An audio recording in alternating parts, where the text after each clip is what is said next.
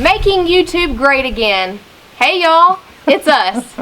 We have a new 100-pound propane tank to hook to Dad's stove that he actually found on Marketplace for half the price thanks to my Uncle Ray. Right, Ray found it.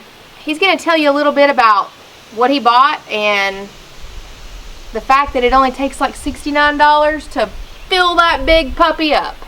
Yeah, so she mentioned that it only cost me $69 to fill that tank up, and the reason is because they don't charge tax on a 100-gallon tank. Now, if I was to use like 5 small ones, the 20-pounders, they're like $19, almost $20 at Walmart, so that'd be $120 plus tax, right? No, that's with the tax. Oh, okay. So the 100-pound tank costs a whole lot less. It's a little bit heavier to lift, but once you get it off and set in place, it should last me, I'm thinking, maybe about a year. But it's going to be really nice to hook up to that brand new gas stove that I've got in there, because not only will I have all 4 burners on the top, but I'll also have an oven. You know, didn't we get some comments where somebody wanted me to make biscuits and gravy? Yep. Water gravy, that is.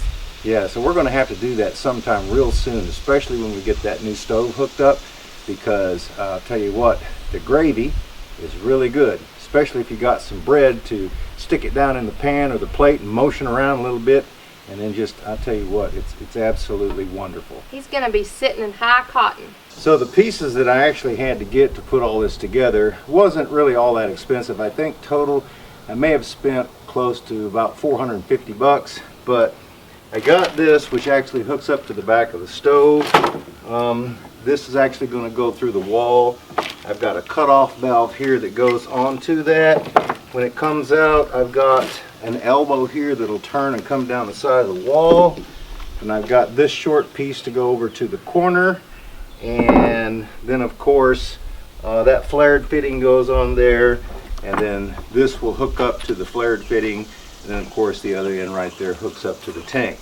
But like I said, and then of course I've got some U-clamps right here to go on there and hold it on to the wall. But it wasn't that expensive, but once we get all this hooked up, I will be cooking just like they do at Jennifer's house. He'll be sitting in high cotton is what he's trying to say. So you guys be sure and stay tuned to the video. I think it'll be coming out Friday. Where Jennifer installs the propane tank. Yeah, and Dad helps her. Anyway, but the garden, you know, we've got so much that's ready to go. It'll be nice having her canner out here, being able to use the stove right here at the garden instead of having to transport things back and forth. So looking forward to getting all of this hooked up. We are slowly but surely kind of pulling things together up here on the homestead, where it's a little bit more convenient to be able to cook and just to be able to live on a daily basis. All right, y'all. We got us a nice ice cold Pepsi, and I wanted to point something out here. It's almost canning time. Y'all remember this tomato I held in my hand and said it was ginormous? Look at that baby now. She's beautiful. Yeah, I've got all kinds of them hanging over there. And then the cucumbers, we're going to have to start canning at least the tomatoes and the cucumbers, because we've got so many of them. Cucumbers, though. I found a recipe for some salt brine pickles. How many of you all remember that? Your granny probably made them. It's actually like a fermented pickle that's sour. It's water, vinegar, salt, dill, garlic, cloves, alum. We weren't actually going to tell you what the recipe was, but since she went ahead and spilt the beans, they don't know how it tastes. They'll just have to look at them. But you have to let them sit for 2 to 3 weeks, so we're pretty excited about that. yeah, we're going to try it and see how that recipe works out. But I got a few comments here. Thought we would try to answer some. Some guy was talking about Miracle Grow. It actually, I think it does a good job, but they said it was the worst. They said to use some calcium and some magnesium, even like pieces of sheetrock, which I've already gotten rid of all of that. But sprinkle it around and water it in, because it's just pure calcium. Then you use some Epsom salts for the magnesium. I do agree with that, because I used some of that last year on the tomatoes. But I think that using some of that chicken manure, I got some out. I used about a half a bucket just kind of sprinkling it around, and then the next day we got a downpour, so I think some of that has worked its way in the tomato plants. And I also broke off everything up about this high, the stems, so that they could kind of air dry underneath and get a good flow. I think it's helped out quite a bit. So you know, the other day when Little Decker was here, he said something off camera that's kind of stuck with me. He said that we needed to save, you know, the chicken eggs, the outer shells, crumble them up and give them back to the chickens to let them eat that, because it actually hardens the chickens' new egg shells when, you know, they have them. But he said to never give a chicken the yolk of an egg, because it will actually make them eat their eggs. Yeah. So another comment was, let's see, the church pew would be very nice by your outside table. I'll tell you what, folks, I really like it sitting down there at the cabin. I had intended to put a covering on it like this because it's just a really nice place to sit. I know it drives some people wild, but I'm the one that has to live with it, and I really like it down there. hey, listen. But the thing is, the dogs, I can't keep the dogs off of it. They want to jump up there and look through the window. So it's getting hair all over it. Now if I move it up here, it's a little bit different story. We would be sitting down, they would be you know, down here on the floor, because at nighttime when I go in the cabin is when that happens. So I thought, you know, if I brought the table up here and cut it at a 45 in this corner right here, I could run a piece that way and a piece this way, and just take this table and kind of situate it like this, to where could have room to sit on both sides. But can I tell you the something? other thing too is that if I had the group to come back up here and play, we can just move everything, and they have a nice place to sit and play music, because I can't very well video with the handrail in front of the church pew down there. Okay, now that I wanted to say something, I have to tell you, I like to lay on it. It is so comfortable to just, when you're exhausted, go out there, and Dad finds you can lay on laying it up on here. laying on the pew You when know he what? comes around the corner. That reminds me, I have a brand new hammock that was sent to me by a subscriber in Florida, a good friend of mine that I actually used to work with at Bell Telephone. He actually sent me a hammock that I still have in that little tiny house that I need to put up. But I've got a lot of things like that that are still down there that have to be unpacked and put away. I've been just kind of primarily using the essentials, you know, to try to do everything a little at a time, so that I don't have just a great big mess everywhere. I do want to say something, guys. I asked in that video that you saw this past Friday for you all to give my dad some love for all that he gives to the channel. You all showed up and showed out. I am so incredibly blessed to call him my dad, and we are so incredibly blessed to have you all as our followers. That's for sure. We certainly do appreciate that very much. We have got some exciting things in the works, so you all be sure and stay tuned to every video, because we're going to be letting this stuff out a little at a time, and we're really looking forward to sharing some of the new ideas that we've got with you guys. You know, this gal that lives in Florida, what is her name? Debbie. Debbie. She says, that's a great idea to use the church pew for a corner booth, to use it with the table. Concern would be the cushion on the bench getting wet and then moldy. We will be removing that because I have to in order to cut the church pew. So it will be without the padding on it.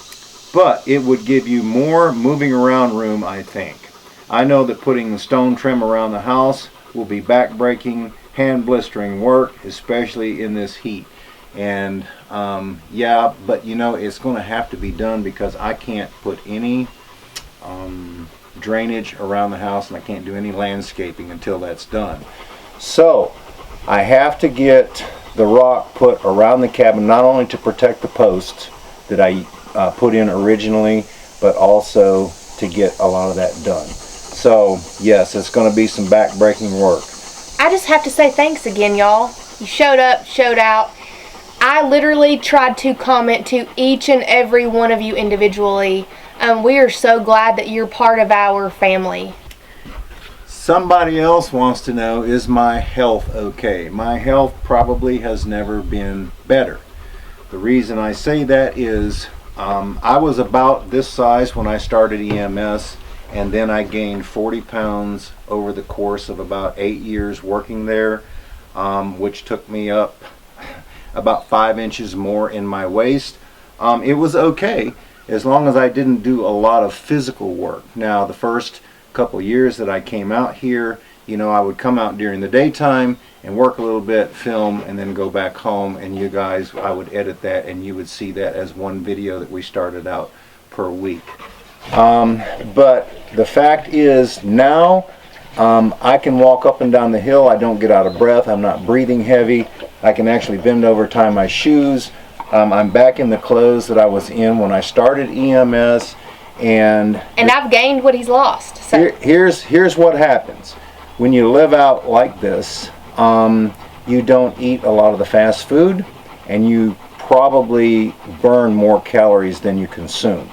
I probably burn more than 5,000 calories a day working out here and sweating and stuff, but I can't consume nearly that much because it's just way too much for my size frame. But to answer your question, yes, I am healthy. I'm doing well. I don't have any issues. If I did, I would be the first to know, and I would be the first in trying to take care of it. Trust me, I also worry about him as well, but I do think that when we get this propane tank set up, we're going to see just a little bit of poundage come back on him, won't we?